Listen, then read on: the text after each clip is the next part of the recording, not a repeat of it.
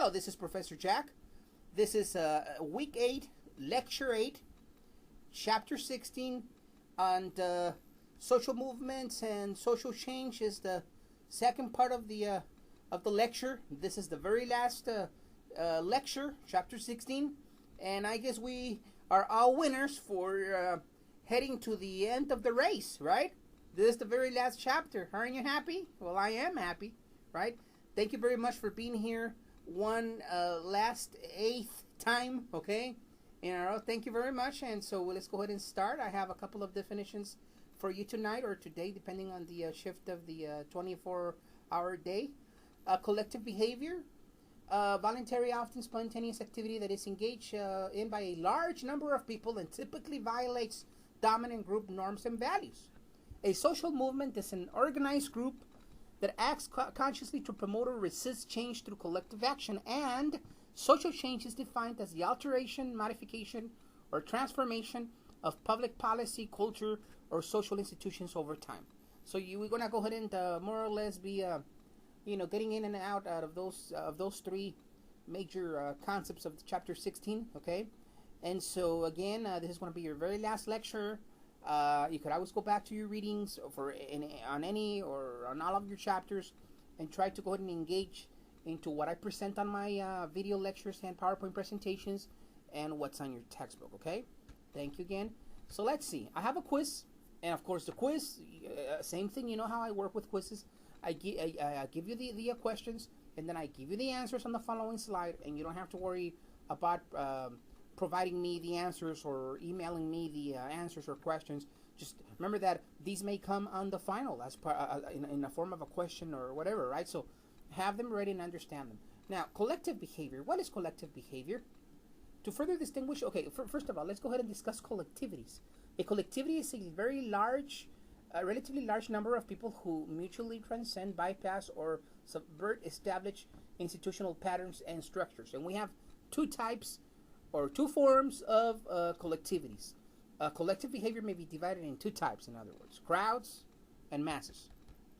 When you talk about a crowd, it's a group of people that get together, a collectivity that gets together, and all of its people is within the reach of others, right? Proximate to others, right? Okay, now the mass, on the other hand, it's distance, okay? Same characteristics of a crowd, but distance. We have 5 types of crowds, okay? Casual, conventional, expressive, acting. Within active, we have three styles, right? Mob, riot, and panic. And they have protest crowds, okay? So, in other words, these 5 types of crowds are groups of people gathering together in the proximity of one to the other, right?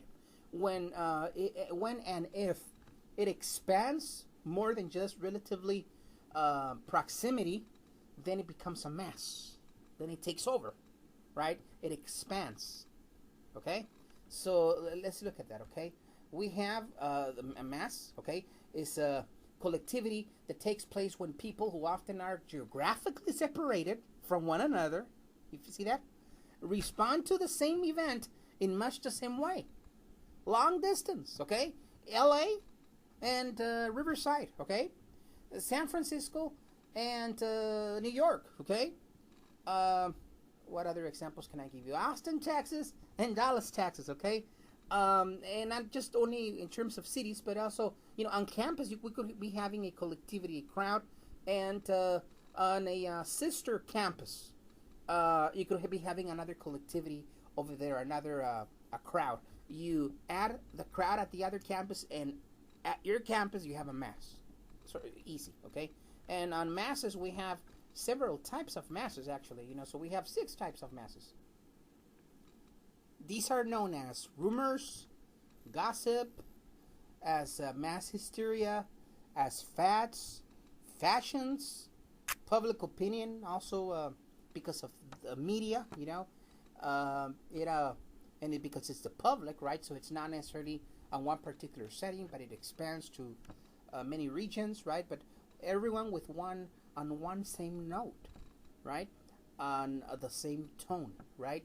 The same idea being expressed and being shared by crowds in many different areas. When we have the in Los Angeles, California, the LA riots back in 1990, what, 94, right? Or 92? Well, it was a mass, right, that developed. Not necessarily just a riot in one location, but in many locations. So that's those are examples there you can go ahead and use. Well, since we're talking about masses and expanding, let's talk about social movements, right? And so that's kind of the next stage here, the next discussion right here, right? So on social movements, we have it's an organized group that acts consciously to promote or resist change through collective action. So we have collectivities, in this case masses, right? But it's a very well composed, well structured mass or masses, if you want to call it in plural. Stage of social movements, its existence. You have the preliminary stage at first, the coalescence stage, and the institutionalization stage. So when you talk about institutionalization, sorry, you're talking about something very well structured, an organizational structure now, right? Now, much like college campus clubs, right? And this have a beginning and an end. Same thing, stages of social movements. It has a birth, it has a middle age, and it has an end. And to say it has an end, it doesn't mean it dies in many cases. It means that it continues, but now it's a well-organized organization. It's a structure now. It's just not crowds of people, masses of people very well organized. Now, 5 types of these movements that we were talking is reform, revolutionary, religious, alternative, resistance. Now, as you know, I don't have all the time in the world to discuss each and any one of every single one of these, but I'm gonna go ahead and leave it to you. Go ahead and read these. I may ask you a question or not. Just get to know all the 5. If you have any questions, give me a call, okay, or email me, or send me a text message through online, right? So So now let's go ahead and talk about social change more in depth, okay? And in what areas or aspects of society would you want social change? Well, the environment, right? And change, right? Don't we want change, right? Less smog pollution, I guess, right? I don't know. We have too many pollutants on our environment. Okay, population and change. Okay, that's one that may be very, argumentative, right? Okay, then we have technology. Then we have institutions. Movements, and when it comes to institutions, we have movements as it reflects technology. So these are the different areas that we seek to make a change: the environment, population, technology, institutions, altogether, society. When we talk about institutions, go back to chapter 1, right, and look at the institutions, the family, and so on, right? At an institutional level, what is it that you want to change about society? Do you want to change family? Do you want to reform foster care, social work, the court system, the criminal justice system? I mean, etc. Okay, so guess what? This is the end. Aren't you happy? I'm happy. I know we're not gonna get to see each other maybe for a long time, but it's been great. 16 chapters. Okay, I appreciate your time. I am happy that this ended this way, and that you were able to take the best of 16 chapters. These chapters are eternal, okay? You could go ahead and download my PowerPoint presentation